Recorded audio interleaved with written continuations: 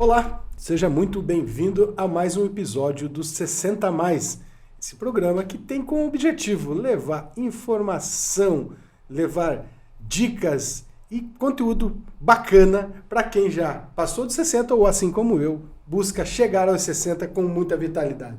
Hoje a convidada é a doutora Angela Becker, médica geriatra, uma profissional que dedica a sua vida a ajudar pessoas a envelhecerem com saúde, dignidade e, acima de tudo, com alegria. Doutora Angela, seja muito bem-vinda aqui ao 60 a Mais. Muito obrigada, muito grata, uma alegria poder estar aqui colaborando e aprendendo também, né, nesse episódio. Maravilha. Doutora, para a gente começar aquecendo, né? Qual que é a sua maior paixão dentro da geriatria? Acho que eu vou começar um pouquinho antes, pode ser? Pode. Aqui é o convidado, o único que não entende nada aqui sou eu. Vocês aqui são donos do campinho. Na verdade, a gente vai estar conversando sobre envelhecimento, né? E sobre envelhecer, na verdade, cada um tem algo de experiência, porque tem pelo menos, né, a própria experiência e aquilo que observa dos familiares, de todos que convivem. Então, certamente eu vou ter, né, você também tem muitos conhecimentos Com certeza. nessa área, a gente vai poder ter uma conversa muito proveitosa hoje aqui também. Mas você me perguntou sobre essa paixão, né? E isso é muito gostoso porque eu penso que o nosso trabalho ele envolve muito de conhecimento, né, técnico, mas ao mesmo tempo essa paixão, esse fazer algo com alegria, com gosto, né? É algo que me estimula muito. E eu realmente tenho bastante paixão pelo meu trabalho, por aquilo que eu faço. É algo que me estimula muito. E estava recordando aqui, então, que quando eu era pequena, né, eu gostava de investigar as coisas. E me recordo de uma vez que meu pai estava fazendo churrasco e eu abri um coraçãozinho de galinha que ele me pediu para lavar. E eu abri aquele coraçãozinho e começava a estudar como é que era o coração dele, para observar, né? E ali foram alguns dos sinais, assim, né, que me indicavam que essa área de saúde era algo que me atraía. Sempre gostei muito do cuidado, do me importar com as pessoas. E a geriatria, para mim, ela surgiu, assim, num momento muito especial. Porque ao longo da faculdade, eu sempre fui aquela aluna que gostava de muitas coisas. Uhum. Então, foi muito difícil eu saber qual área eu escolheria, porque tudo me interessava. E, ao mesmo tempo, isso foi já me dando um caminho, porque para ser geriatra, a gente precisa gostar e se interessar por tudo, né? Uhum. Porque eu vou estar avaliando um ser em toda a sua complexidade.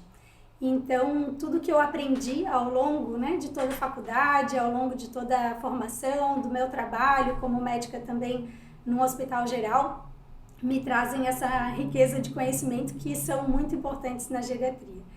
E eu escolhi fazer geriatria porque eu, observando a minha conduta nos plantões do internato, que era um momento de muito estresse físico, de muito desgaste físico, eu observava que aquilo que eu fazia com mais alegria, esquecendo que eu estava cansada, era atender um idoso, mesmo que ele chegasse, né, de madrugada para conversar no plantão. Aquilo me fazia, assim, esquecer da hora física e me entregar para aquele atendimento. Então foi ali que eu, né, senti que realmente era a geriatria que eu queria seguir. Ah, que legal!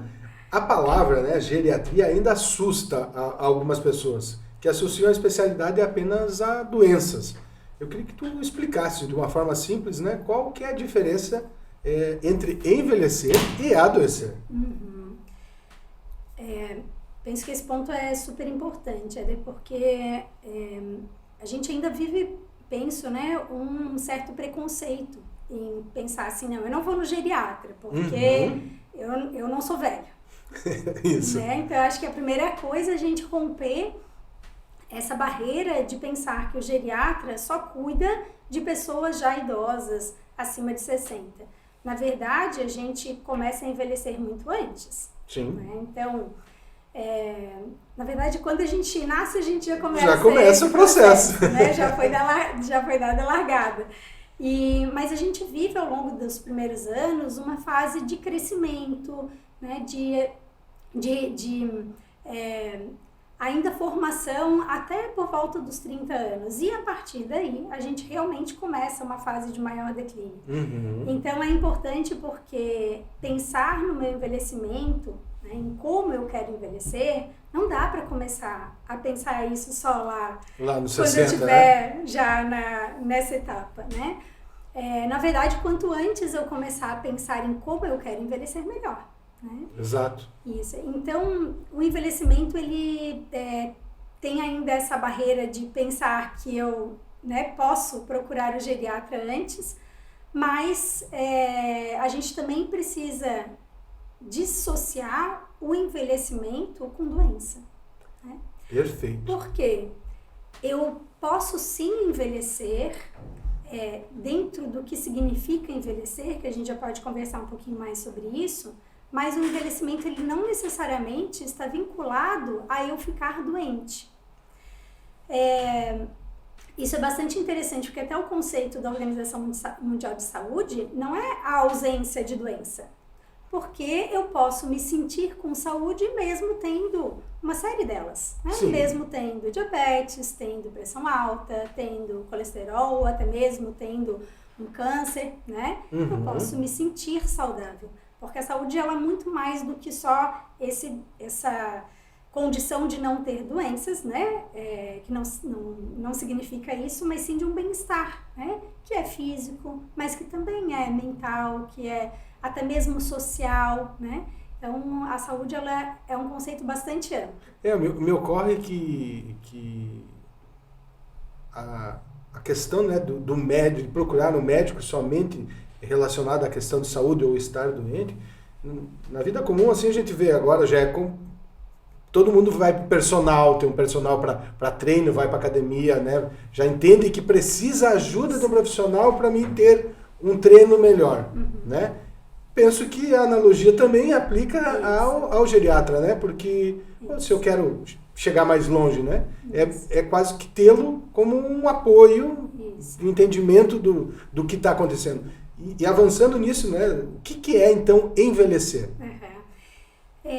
O envelhecimento ele é um processo que o primeiro conceito que a gente precisa ter claro é que ele é natural.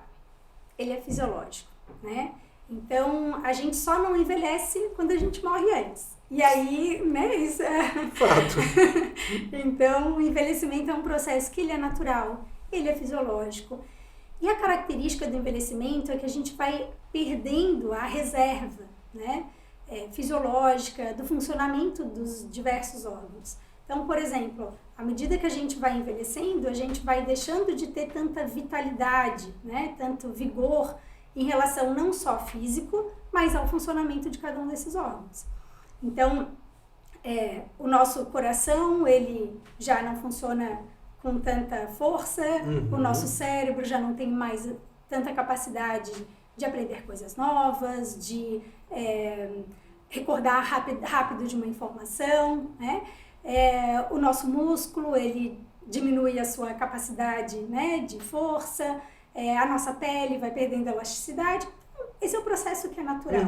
E que algo que é muito interessante também é que o envelhecimento ele não é algo igual para todos. É universal, mas ele não é igual para todos. Então, cada um tem a sua trajetória de envelhecimento, que vão ter muitos fatores que vão estar relacionados. Tanto questões genéticas, né, ambientais, mas muito dessa trajetória que são aquelas escolhas que a gente faz no dia a dia e que vão interferir muito em como a gente vai envelhecendo. Né? Olha só, acho que esse é um ponto muito que, legal. Né? Porque aí, assim, tem coisas que não nos dizem respeito em relação ao envelhecimento. Né? A gente foge da nossa capacidade de escolha. Mas a grande parte do que interfere em como a gente vai envelhecer depende da gente. E aí que está o grande poder que a gente pode ter, né? Mas que muitas vezes a gente não tem a consciência do quanto que essas escolhas interferem. Não no momento de hoje. Sim. Porque essa é uma dificuldade, porque quando eu olho para uma salada e para uma pizza, a escolha fica, né, se eu penso só no hoje, eu tenho uma chance grande de escolher a pizza. Porque aquilo está envolvido em muito prazer, né? A gordura, o açúcar, isso tudo traz um prazer, né? Mas eu preciso equilibrar isso e saber que lá no futuro, se eu só como a pizza... Esse eu do futuro vai herdar, né? Claro, eu vou herdar as consequências das minhas escolhas de hoje, né? Então, isso é algo que é importante a gente tendo informação e tendo consciência do quanto as minhas decisões de hoje afetam em como eu vou envelhecer no futuro também, né? E pensando que a gente também está vivendo mais, né? Talvez... algumas pessoas possam achar, não, eu já passei dos 60, tô dos 70, eu já posso me permitir chutar o balde. Eu penso que não, justamente nessa hora também, essa escolha, ela tem que ser ainda mais exercida, né, por parte de quem está... Exato. Quanto antes a gente começar a cuidar da nossa saúde e planejar esse envelhecimento, melhor. Né? Mas isso não quer dizer que chegado a determinado momento eu não preciso ter mais nada, né? Então, ao contrário, esse cuidado é algo que deve ser constante e quanto mais eu envelheço, mais impacto essas medidas vão ter na minha vida também. Maravilha. Né? Eu vou fugir até um pouco do tema porque me interessou e me lembrou que alguns episódios atrás a gente falou sobre o planejamento financeiro desse período da vida. E tu trouxe a palavra planejamento. Então, se o paciente jovem, né? Jovem dentro desse quadro que já deve planejar o seu envelhecimento. Quais pontos seriam assim os principais pontos desse planejamento? De envelhecer? Acho que daí a gente falaria muito sobre esses pilares, né, de um envelhecimento saudável. Vamos falar disso agora? Vamos. Depois a gente volta nos mitos. A nossa conversa ela é assim, ela tem um roteiro, mas quase não é dirigido por ele. Tranquilo. Então vamos lá. Quando a gente vai pensar em envelhecer, né, a primeira coisa assim que eu vejo que a gente não é algo para ser rígido, né? Não é algo para ser como que quando a nutricionista dá um cardápio a gente tem que contar tantas colheres disso, tanto vive preso naquilo, não é isso, né? Da mesma forma, o pensar ou planejar um envelhecimento saudável não é também eu estar limitada, né, dentro daquelas rotinas ou daquilo que é considerado saudável, senão a vida fica muito chata, né? Então não é sobre isso, né? Mas como a gente falava então, é importante de eu saber também o que tem impacto no meu futuro também. E que eu tenha, claro, o poder dessas escolhas desde já. Eu acho que eu escolheria assim, né? Eu penso que tem 4 pilares fundamentais para a gente ter uma atenção desde cedo, né?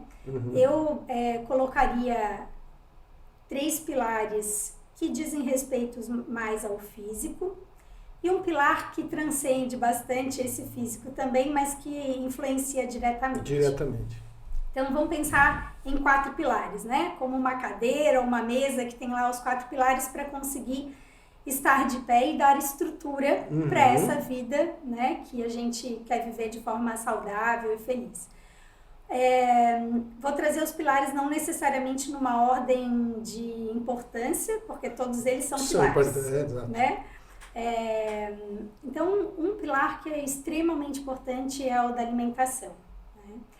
A gente passa por, não é uma área de especialidade minha, então, né, tem muitos profissionais de saúde que se dedicam somente a isso, mas eu vou trazer algumas questões aqui. A gente tem muitas dietas, né, não vou entrar nesse mérito de qual que é a melhor, qual que não é, mas o que a gente observa, assim, nos estudos também, a gente entende que a alimentação ela é um pilar fundamental.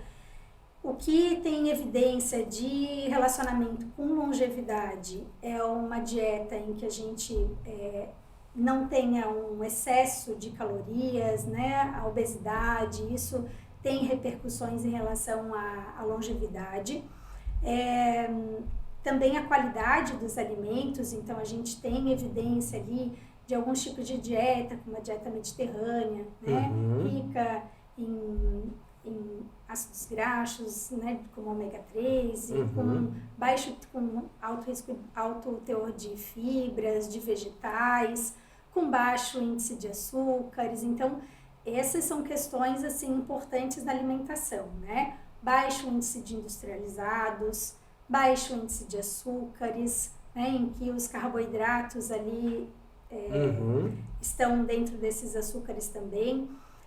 Mas ao mesmo tempo não é aquela dieta sem carboidrato nenhum, porque o idoso em especial precisa da energia do carboidrato também, né? Também, né? Mas o consumo das proteínas é algo muito importante também, seja proteína vegetal, proteína animal, mas que a proteína é algo essencial para a formação muscular, né? E o idoso precisa de massa muscular. Então isso é um aspecto muito importante e a gente tem até um resgate, né, dessa alimentação, digamos que mais natural, de uma alimentação em que a gente desembala menos e descasca mais, né? Além da questão dos orgânicos, da qualidade do alimento que a gente come. Então esse é um pilar muito importante, né?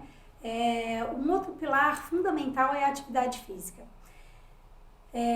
A gente olha para a nossa rotina, para o nosso dia a dia, para muitas vezes um excesso de trabalho, em que o nosso trabalho muitas vezes ele se desenvolve sentado num escritório, né? Então a gente vive de uma forma geral de forma muito sedentária. Então a atividade física ela é um pilar muito importante para o envelhecimento. E se tu me perguntasse assim, o que tem mais impacto na saúde ali? Um remédio ou atividade física? Eu ia dizer atividade física, né? Porque a atividade física é algo extremamente interessante, porque ela não vai melhorar uma coisa, né? A gente orienta a atividade física porque ela vai, além de se beneficiar de controle de pressão, de diminuição de peso, de controle glicêmico, né, dos açúcares, de melhora dos colesteróis, ela vai ter um impacto extremamente importante também na cognição, em força e vitalidade, em construção de massa muscular, em equilíbrio para prevenção de quedas. Gente, assim, é algo, né, na parte de relacionamento, porque a gente dificilmente faz atividade física sozinho, então pode também ser uma atividade social. Bem-estar, a disposição, a gerada pela atividade física, a melhora na qualidade do sono. Então, assim, a lista de benefícios com atividade física é enorme, né? E mesmo quando a gente diz assim, mas eu não vou fazer porque eu fico com dor. A atividade física gera algum desconforto, né? Mas é um desconforto que depois se transforma em algo melhor.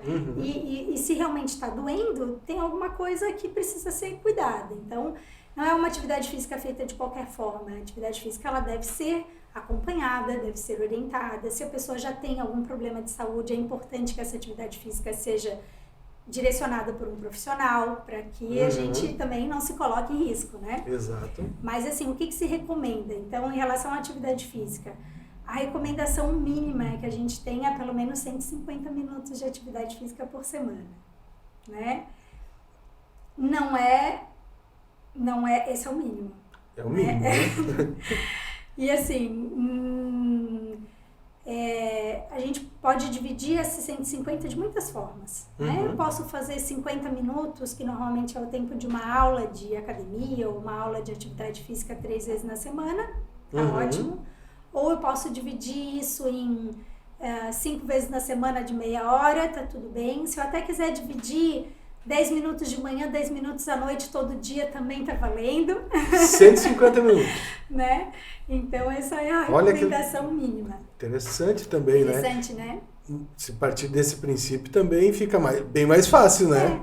E o que eu penso assim, às vezes quando a gente vê um paciente mais idoso ou aquele que não gosta de fazer atividade física, eu sempre penso assim, bom, se ele conseguir fazer 1 hora por semana, já vai ser melhor do que ele não fazer nenhuma. Então, Perfeito. Vamos começar com metas pequenas. O que não dá é para eu ficar numa hora e achar que está suficiente, não tá.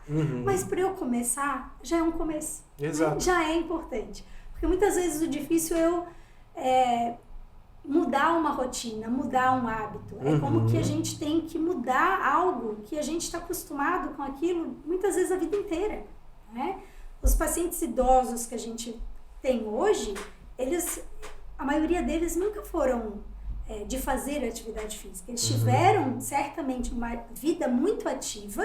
No trabalho ali. Exato. No dia a dia, no cuidado da casa, né, até mesmo no campo, no trabalho. Mas o exercício físico como atividade é algo que... Isso é mais das gerações mais modernas, né? Então, é algo que precisa ser conquistado muitas vezes. E é essencial. Então, a atividade física é essencial, né? E melhor a gente começar com um pouquinho do que a gente não fazer nada. E aí, devagarinho, a gente vai aumentando, né? Esse é o segundo pilar. O terceiro, eu listaria o sono. Qualidade do sono, o dormir bem, né? E dormir bem não é, assim, o tempo de sono, não é quantas horas eu durmo. Então, quantas horas que eu devo dormir, assim, eu não sei, né? Cada um também encontra qual que quanto tempo eu preciso para me sentir bem no dia seguinte. Qual é o meu tempo de sono ideal? E normalmente, assim, é bom a gente pegar, por exemplo, quando a gente tá de férias, tranquilo. No começo, nos primeiros dias, a gente dorme um monte, né? Tipo, pra tirar o atraso. Mas depois a gente começa meio que encontrando qual é a nossa necessidade fisiológica. E na maioria das vezes, quem está envolvido na rotina de trabalho, filho pequeno, a gente acaba dormindo menos do que a nossa necessidade, né? A maioria das pessoas, é o que eu observo assim, no consultório também.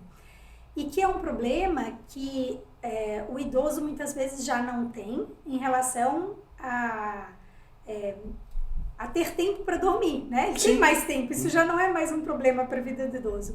Mas é interessante porque a fisiologia do sono muda. Então, as fases do sono, isso tem diferença em cada idade, né? A quantidade de horas de sono necessárias também tem uma mudança em cada idade. Então, a gente não tem assim, quantas horas eu devo dormir. Eu devo pensar em como que eu acordo. Se eu estou acordando bem disposto, significa que e passo o meu dia com disposição, isso é um sinal de que meu sono está sendo de boa qualidade, né? Se eu acordo cansado, precisa ser um alerta para que eu observe, primeiro, se eu não estou dormindo pouco, né? Ou se eu não estou tendo um sono de má qualidade. E aí tem um monte de coisas que interferem. Desde celular, né? Que é um objeto difícil de muitas vezes parar, né? De rolar a tela, ou de querer saber o que última notícia tem, ou qual é a última mensagem. Então, a gente precisa fazer uma higiene do sono. Então, cuidar de todos aqueles fatores que interferem na qualidade do nosso sono. Vou trazer alguns. Um deles, então, é o celular, né? De evitar com que a gente tenha contato, não só com o celular, mas com telas. Telas. Isso inclui televisão, computador. Exato.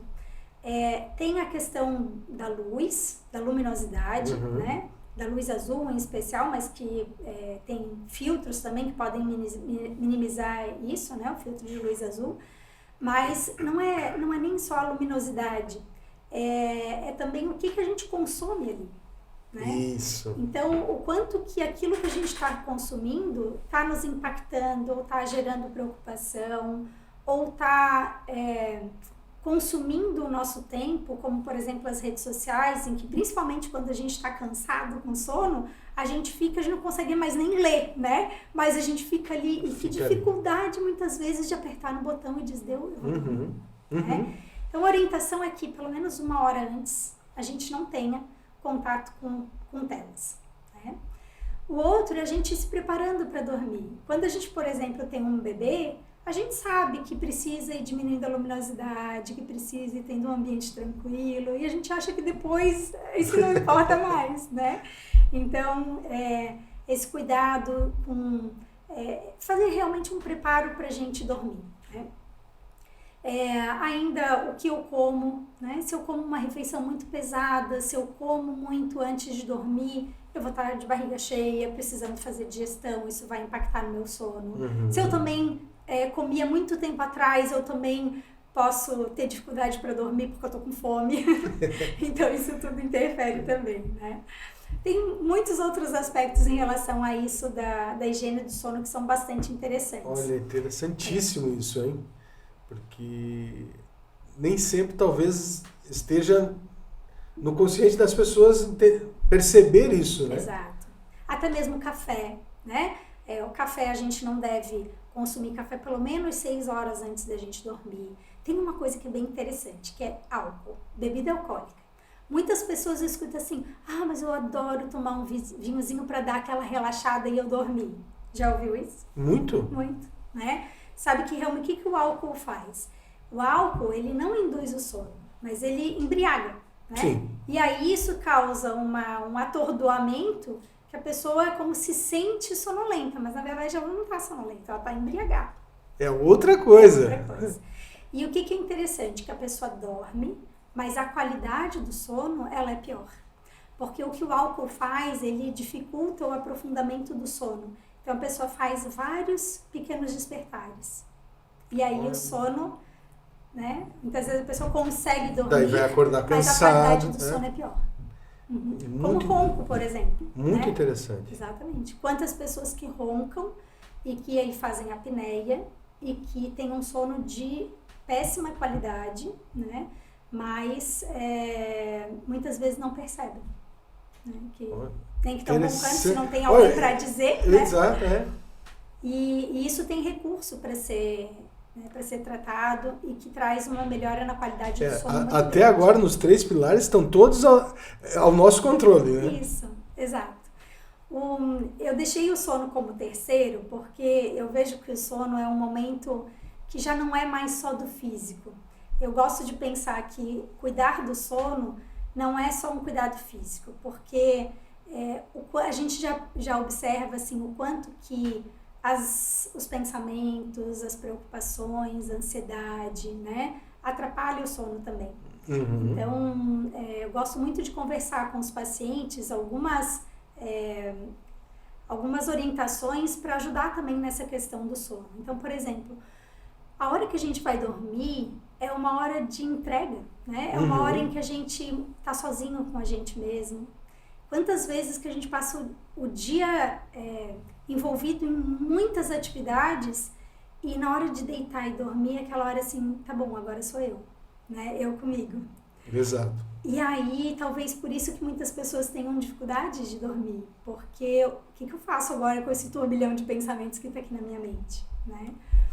Então, o quanto que cuidar desses pensamentos também ao longo do dia, né? Cuidar do que me traz ansiedade, do que me traz preocupações ao longo do dia, isso interfere no nosso sono.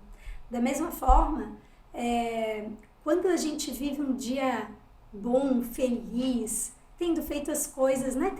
Sabe aquele dia que a gente diz assim, poxa, hoje o dia valeu a pena, né? Foi um dia bom. A gente não vai dormir feliz também, né? Com certeza. Esse momento do sono, esse momento de dormir, é como que a gente recolhe, né?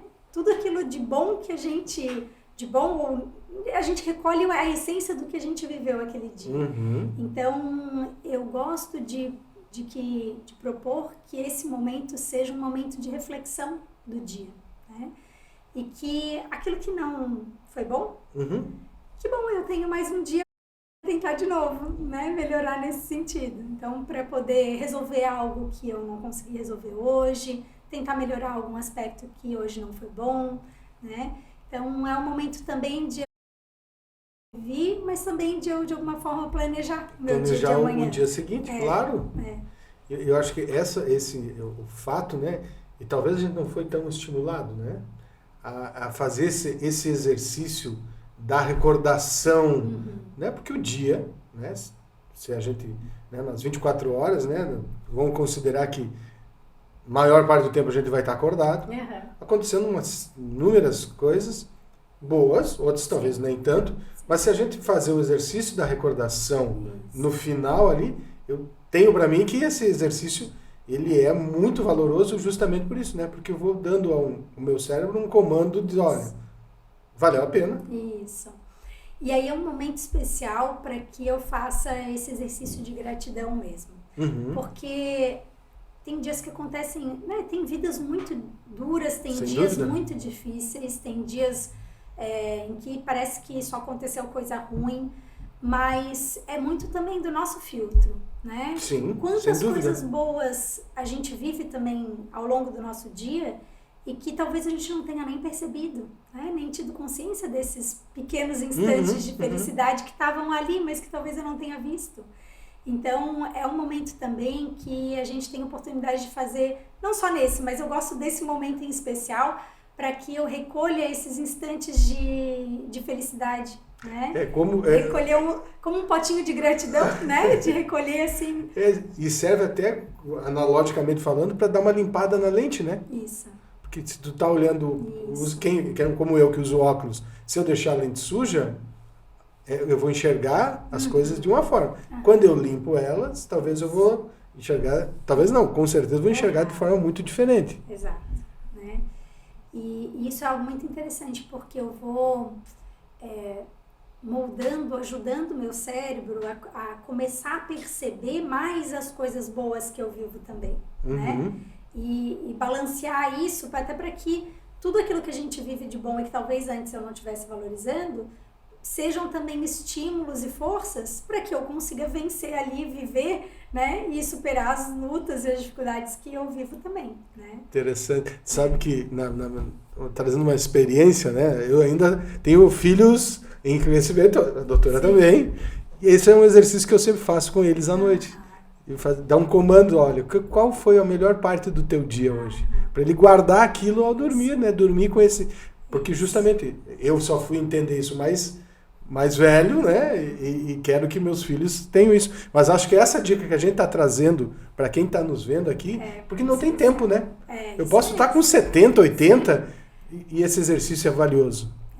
Sabe que tem uma vez eu li um trecho de um livro que dizia assim, eu não vou saber, né, dizer as palavras, mas a imagem que a essência das palavras era que a gente pensasse no nosso dia como a nossa vida. E que então, cada dia que eu durmo, é como se eu estivesse morrendo. E que ao morrer, eu recolho da minha vida tudo aquilo que foi significativo. E aí eu durmo. E aí quando eu acordo no dia seguinte e que eu abro o olho, é como se eu estivesse nascendo de novo. Nascendo de novo, perfeito. E aí qual é o pensamento que surge? Tô vivo. Né? Até me emociona, assim, porque não é lindo, né? Sem dúvida. Eu abrir o olho, acordar, abrir o olho e pensar, tô vivo. Tem um dia para viver. Né? Mais 24 horas para justamente fazer uma nova colheita. Exato. Né? Então essa imagem foi assim muito especial para mim, né? Eu gosto muito de pensar nisso, porque o que é a nossa vida se não é o somatório de todos os dias que a gente vive? Exatamente. Né? Exatamente. Então, quanto mais consciência a gente vive ao longo de cada dia, extraindo dessas experiências da vida, aquilo tudo de bom que a gente viveu, e aproveitando as experiências difíceis para que elas sejam também campos de aprendizado, né? Quanto mais rica vai ser essa vida, né? Quando eu vou chegar lá na frente, no momento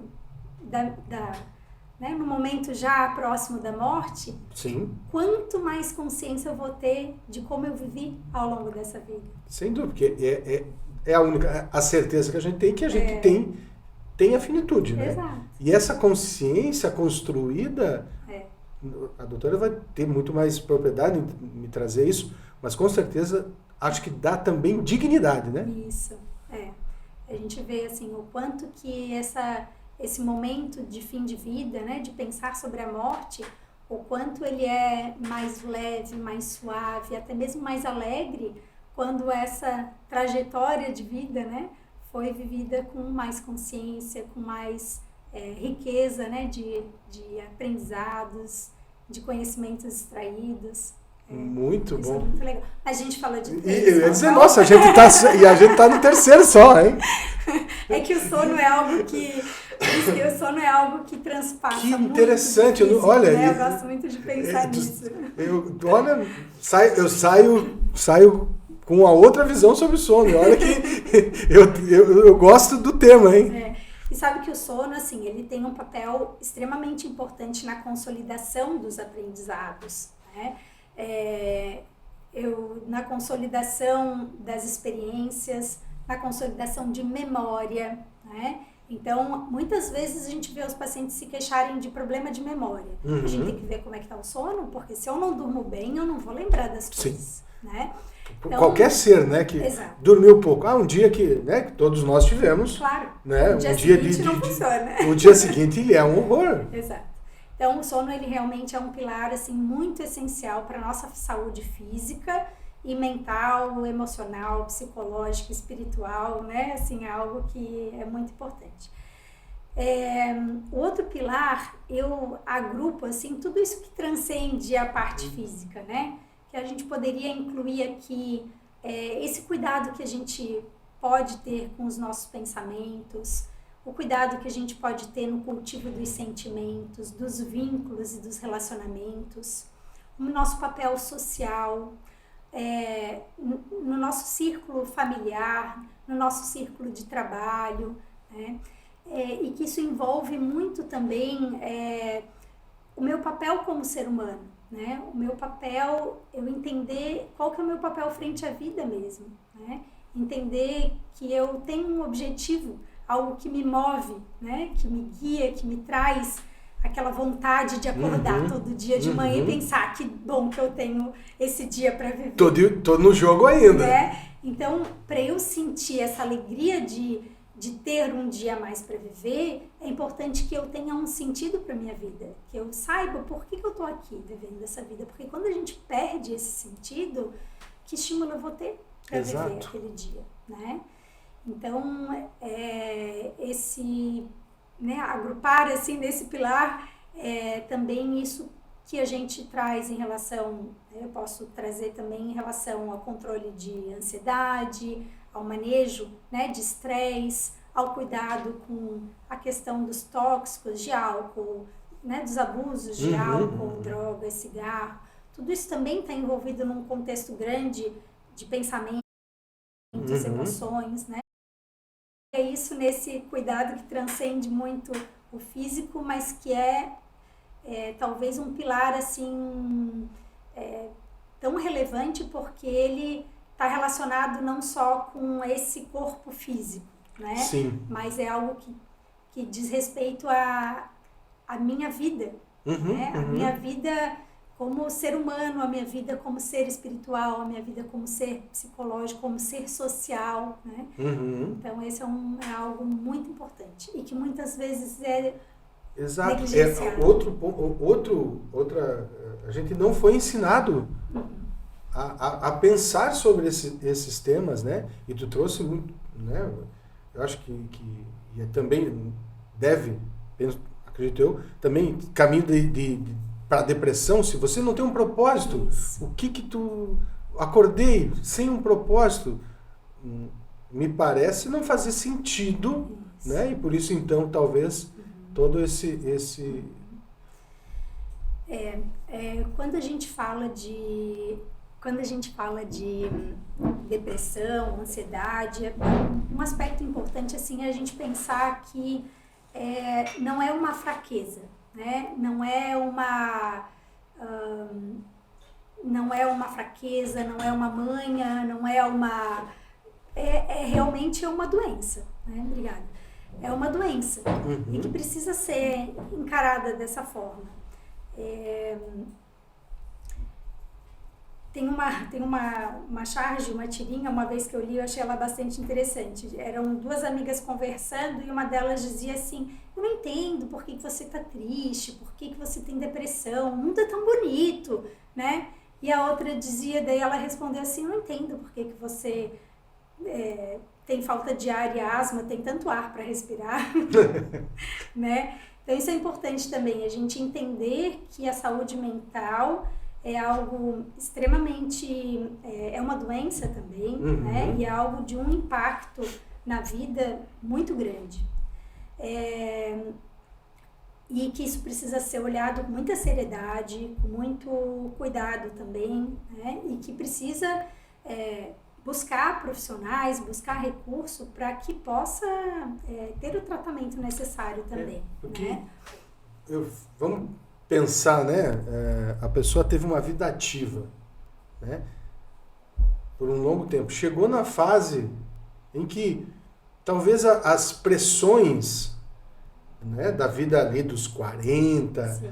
já são mais tranquilas. Quando ele poderia estar usufruindo um capital mental, né? Não talvez de tempo, de recurso também às vezes financeiro, e tudo. Ele se depara com esse quadro. Isso. Me parece que e não é, a doutora vai ter isso de prática no consultório. Isso deve ser muito recorrente, inclusive. É bastante recorrente. O que eu observo, assim, né? Muitas vezes, como trazias, a vida, ao longo da vida, a gente se ocupa tanto dos outros, né? E a gente esquece de se ocupar da gente, né? Em fazer coisas que nos dão prazer, em aprender coisas, em cuidar da nossa saúde física e mental também. E aí, quando isso tudo se acalma, né? Quando os filhos saem de casa, eu me aposentei, e agora o que eu faço, né? Os primeiros meses ali, o primeiro ano de aposentadoria é ótimo, porque tenho viagem, tenho tudo, né? Tenho tempo para fazer tudo aquilo que eu sempre sonhei fazer e não pude. Mas isso acaba logo, né? E aí diz respeito muito mais de buscar essa felicidade dentro do que os aspectos externos que vão me trazer felicidade, né? E nisso que eu observo o quanto que esse construir ao longo da vida um propósito de vida tem um papel muito importante, né, nesse momento. Identificar o que me traz alegria, o que me traz felicidade ao longo da vida vai me ajudar a saber o que nesse momento eu preciso encaminhar nas minhas atividades e energias também, né? Tem paciente que me diz assim: doutora, eu acordo todo dia pensando nos meus netos, né? Aquilo é o motivo de vida daquela paciente. Claro, claro. Né? Eu acordo, tem aqueles que têm o trabalho como algo muito importante. E depois da aposentadoria vivem uma grande tristeza, porque né, não tem mais aquilo. O quanto que, por exemplo, uma atividade, um voluntariado, ou aprender algo novo, ou até ressignificar mesmo, o trabalho, né? Sim, ressignificar o trabalho, continuar trabalhando com outro tempo, de outra forma, né? Então isso é muito importante. A idade, ela não deve ser uma limitação para, não, agora eu não posso mais fazer isso, né? Isso é um preconceito. Sim. Então a gente, né, isso é importante da gente considerar também. Mas realmente a depressão é algo que é mais recorrente, mais frequente nessa idade e que muitas vezes ela se apresenta de uma forma diferente. Isso é interessante também. Olha só. Porque ela não se apresenta, ela se apresenta muitas vezes com aspectos físicos e não só de tristeza, choro, como são sintomas mais comuns quando a gente é mais jovem. Mais jovem, né? No envelhecimento ela tem uma característica que também apresenta esses sintomas, mas as manifestações físicas, elas têm um papel maior também. Interessante. Né? Então, resumindo, né, nossos 4 pilares. Chegamos nos 4. Olha, na verdade, o podcast já está resolvido com esses 4 pilares, hein? E olha que a gente tem bastante coisa para falar. Então, atividade física, alimentação, sono e o que transcende o físico, né? Os nossos objetivos de vida, relacionamentos, controle de estresse, a busca da espiritualidade, do que faz sentido, né? Para que a gente possa percorrer essa trajetória ao longo da vida, né? Com qualidade de saúde no hoje e no meu futuro, né? Muito bom. E agora a gente volta no mito. Lembra que a gente... Sim. Eu fiz uma guinada. Deixa eu pensar aqui outros mitos. A gente trouxe isso, então, de que um mito é eu pensar que eu só posso ir, eu devo ir no geriatra quando eu tiver mais de 60, né? Um outro é de eu só precisar cuidar do meu envelhecimento quando eu for idoso também, não, quanto antes melhor, né? Trouxe da dor, a dor é muito interessante também, porque uma vez uma pacientezinha foi no ortopedista e daí ela disse, ai doutora, eu tô com muita dor no meu joelho esquerdo. E daí o ortopedista falou assim, mas 80 anos, dona Filomena, o que a senhora quer, né? A senhora tá com 80 anos, claro que vai ter dor. Ela respondeu assim, doutor, mas o meu joelho direito também tem 80 anos e não dói. Né? Eu sempre lembro dessa história, porque a dor, apesar de ela ser mais frequente ao longo do envelhecimento, ela não é uma condição do envelhecimento, né? Então, a gente primeiro precisa tentar identificar o que está causando a dor e se aquilo pode ser revertido e se for uma dor realmente que não tenha como ser revertida, que ela possa ser tratada. Tratada? Claro, perfeito. porque a gente tem muitas medicações para a dor também, né? E a dor não é só física, a dor ela precisa, como o nosso cérebro interpreta aquela dor. Né? Então, o tratamento de dor é algo bastante complexo. Não é tomar um remédio, uma dipirona, um paracetamol e tá pronto. Tá resolvido. Não, né? Claro, pode ser uma dor mais leve, que só isso resolva, tudo bem, mas todo medicamento deve, né, ser feito com orientação profissional também, mas o cuidado da dor, ele envolve muito mais do que uma medicação. Ele envolve em como a gente interpreta aquela dor, o que aquela dor representa pra gente também. Seguindo nessa linha, né, você falou da medicação, a pessoa às vezes está, né, a polifarmácia, né, como é que a geriatria contribui para essa organização dessas questões medicamentosas Esse é um aspecto super importante na geriatria. E talvez um dos olhares assim que o geriatra traga muita contribuição para o paciente. Porque saber prescrever um remédio, muitos profissionais, né, todo médico sabe, dentro da sua área. E o geriatra tem esse papel de gerenciamento, como que um maestro coordenando, né, tudo aquilo que está acontecendo com o paciente. Então, muitas vezes a gente recebe o paciente no consultório ou no hospital, enfim, dentro da realidade profissional, né, de geriatra, e a gente vê que ele toma um medicamento para a pressão que o cardiologista deu, um remédio para o colesterol que o endócrino deu, um remédio para a osteoporose que o ginecologista deu. E aí depois ele vai no cardiologista, daí ele não lembra do remédio que o endócrino passou, daí o cardiologista vê que ele está com colesterol alto, passa o remédio para o colesterol, mas daí o paciente chega em casa, daí assim, agora, eu tomo os dois, não tomo esse, tomo aquele. Então, isso é algo extremamente comum. Sério, bastante sério. Sim, imagino. Porque muitas vezes a gente vê medicamentos combinados que não poderiam estar sendo usados e que aconteceram não por uma falha de um médico ou do outro, mas que a informação não foi completa e o médico não tinha as informações inteiras para poder, né, fazer aquele gerenciamento da medicação.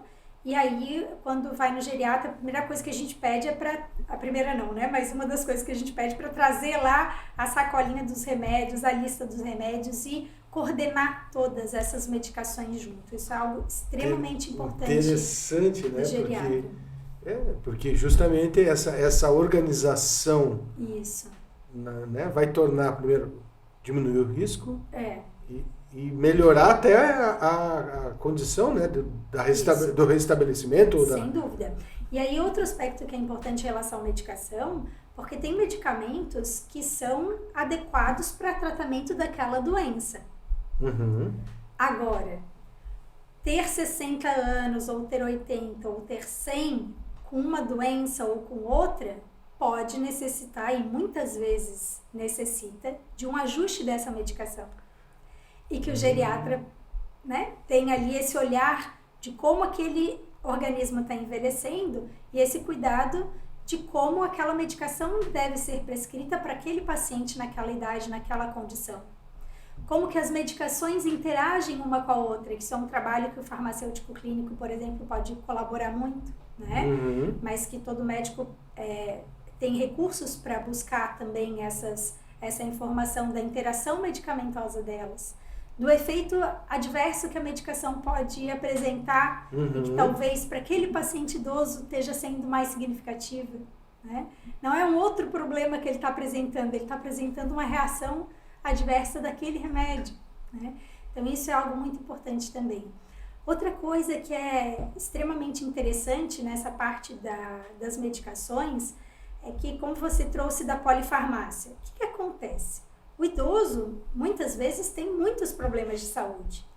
E aí vai necessitar de muitas medicações, né? Então, esse já é um problema por si. Um outro problema é assim, a medicação ela é prescrita, pois ela é prescrita. Aí vai outro médico, outra prescrição. Tem um diagnóstico, outro medicamento, e é como que os medicamentos vão se somando.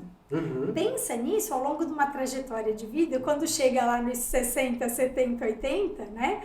Quantos medicamentos que aquele indivíduo está tomando e que talvez ele não precisasse mais. Nem precisasse mais. Né? Então, a gente está muito acostumado a prescrever, mas a gente é pouco acostumado a desprescrever, a fazer o caminho inverso. O caminho contrário. E isso é algo que, né, eu, como geriatra, eu procuro ter essa atenção também, de a gente olhar se aquele medicamento continua tendo a sua indicação, ou se não está na hora de eu diminuir dose ou de eu tentar retirar aquela medicação. Olha só, que bem interessante. Interessantíssimo, hein? Doutora, nós estamos chegando ao final desse papo aqui.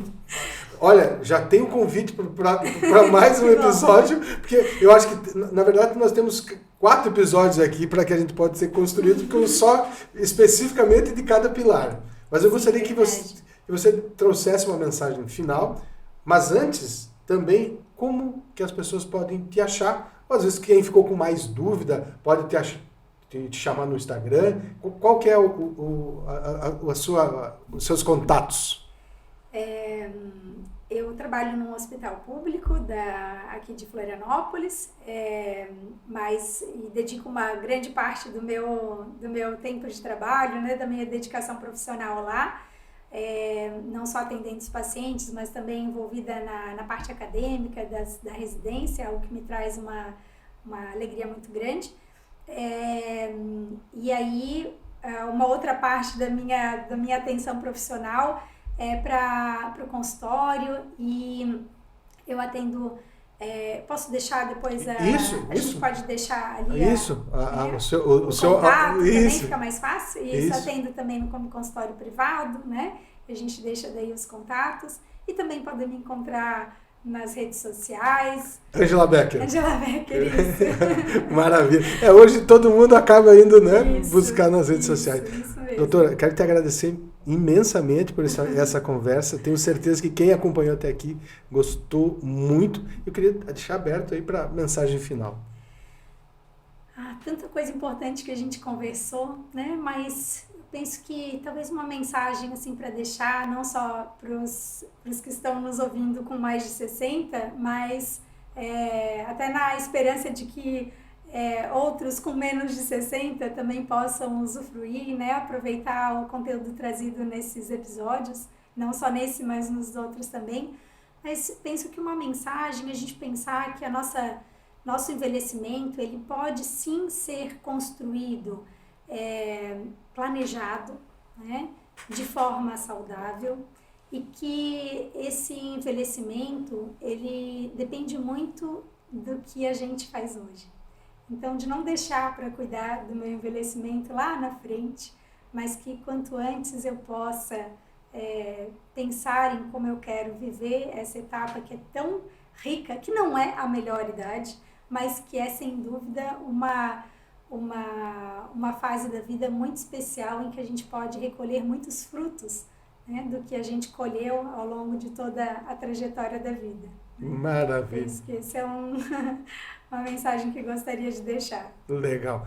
Então você que acompanhou mais esse episódio do 60 Mais, curta, compartilhe. Essa segunda temporada a gente tem focado muito em profissionais de saúde, porque tenho certeza que são especialidades que contribuem para uma melhor experiência de vida, para uma melhor vivência, que é isso que a gente deseja a todos. Vida longa. Até a próxima. Obrigada. Muito grata.